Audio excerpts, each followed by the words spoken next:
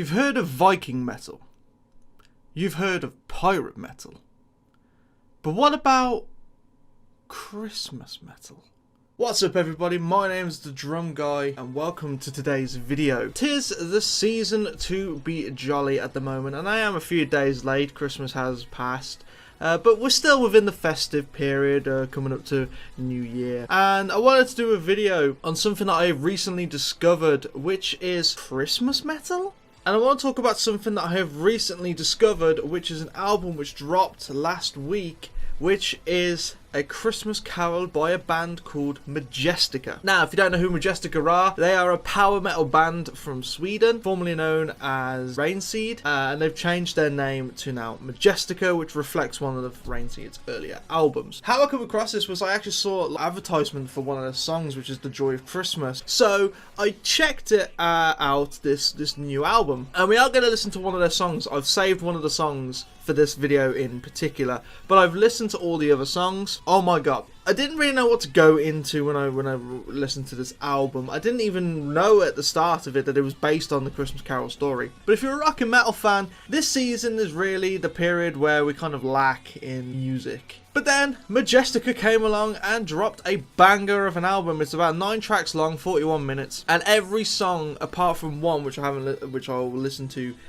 shortly, it just screams festive cheer. Not only have they done a concept album, which is the story of a Christmas carol, and every song goes in order of the story, the sounds, the vibes you get from every song are just brilliant. They actually feel Christmassy and festive when you listen to it. You will hear some recognizable tunes. I watched an interview with Tommy, who's the lead vocalist. The way he managed to use these well-known tunes, for example, Hark the Herald Angels Sing, is because apparently these songs are public domain. So if you listen to this album, each song is brilliant because each song has a different recognizable jingle in the song. The first track to this album is a instrumental track, which is a really nice way to sort of to set the atmosphere and the feeling for this album. The actual first song, the song about Scrooge, you know, when they introduce his character and how he doesn't like Christmas, that song, it uses "Come All Ye Faithful." So "Come all ye faithful, joyful and triumphant." It uses that tune for the chorus, and it's such a brilliant idea, but it makes it more recognizable, you know, and it definitely goes with that festive spirit. The album itself in general feels like a musical, and that is the vibe that they've tried to go off of. As far as the actual musicality of the songs go,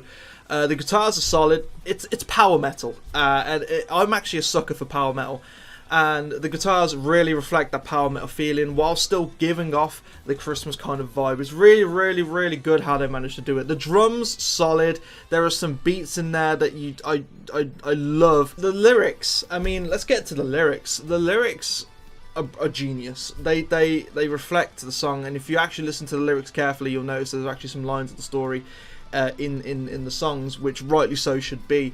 If it's a musical following this story, you need to have the recognizable plot points of the Christmas Carol, and that's what you get in these songs.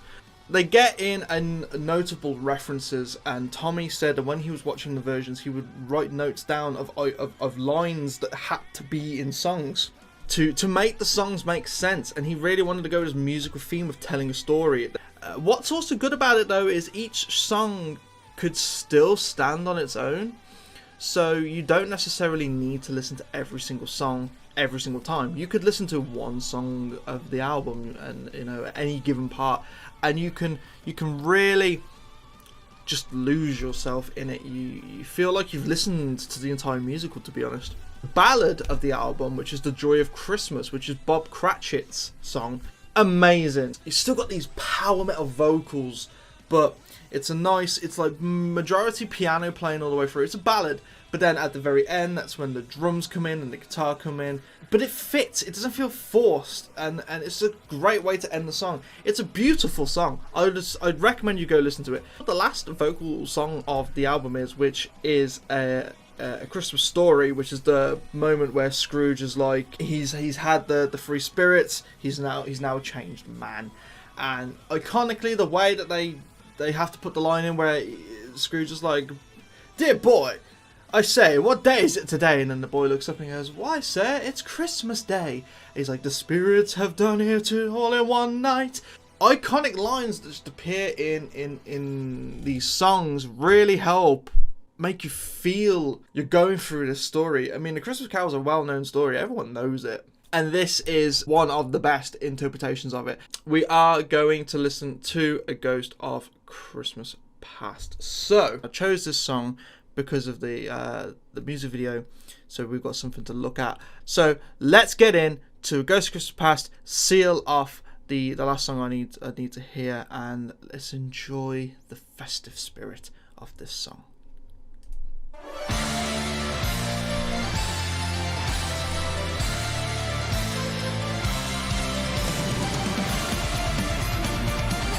See, that's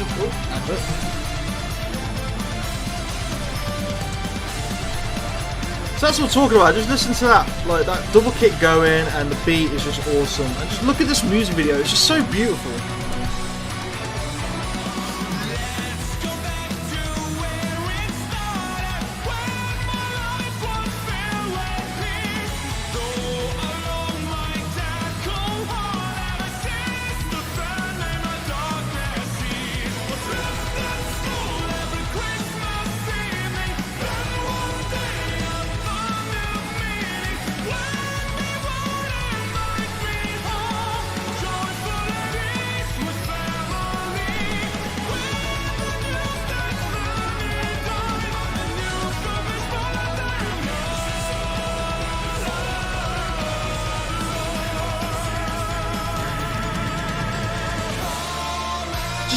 So far, like I'm saying, the references they're putting in about him being left at school on Christmas Eve, and then his sister Fanny coming together, and then eventually she dies and feels alone.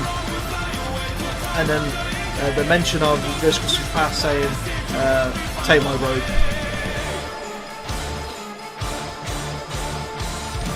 And again, that recognisable tune.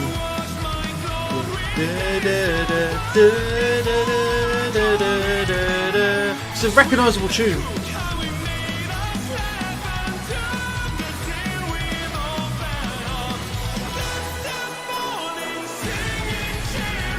It's just so cleverly done that they wrote these songs with these tunes and make it make sense.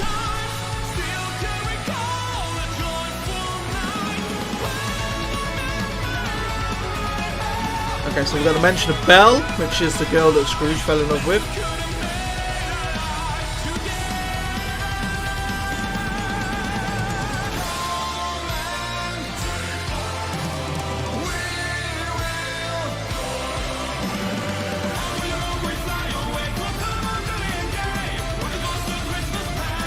Oh, what's really cool, like, if you obviously you've got Tommy at the foreground, who's the singing, but if you actually look at the background and look at all these, notice all these little shadows playing out the story, it's just awesome. It's so cleverly done.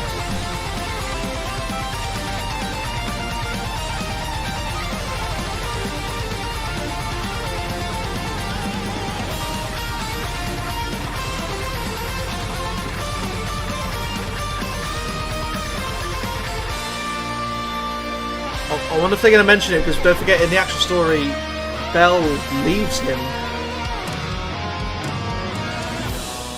Strikes, it's getting darker.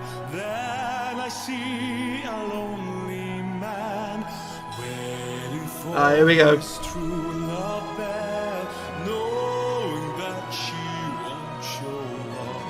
She was my true love, I knew, but she had found herself someone new.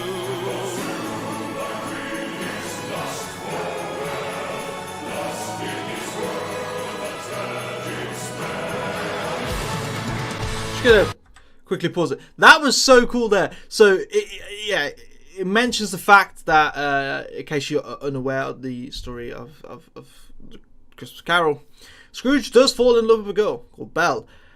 He does love her, but unfortunately he's so obsessed with success and wealth and not living in poverty.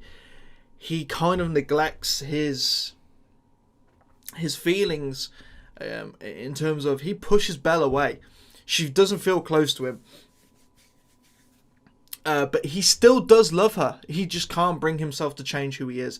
And I will admit, I think the Jim Carrey version really, really showed that that part well. I remember the scene where Belle says, like, "Would you choose?"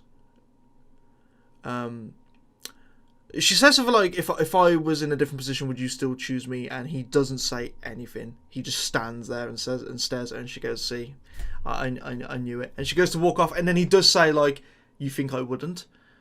Which is him trying to fight back that he loves Belle, but it's not enough. And Belle's just like, you'll find someone one day. And she does leave him. I don't think they ever mention that she finds someone new like they did in the song, but that might be in the, just from that adaptation that they didn't put it in. But obviously, she's bound to find someone else. So that was really, really cool that they threw that part in. And then that line, what was it? Consumed by greed, his lust for wealth, lost in his world.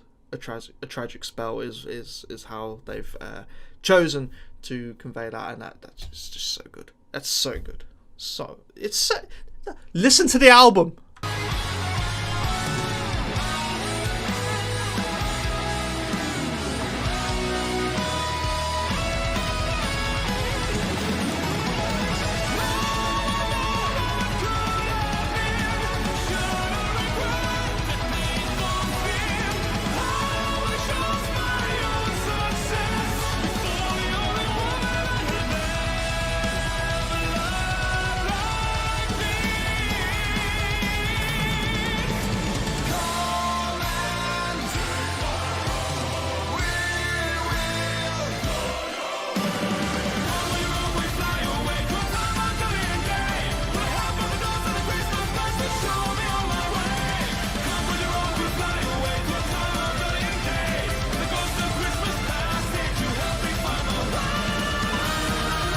Classic power metal, high pitch scream.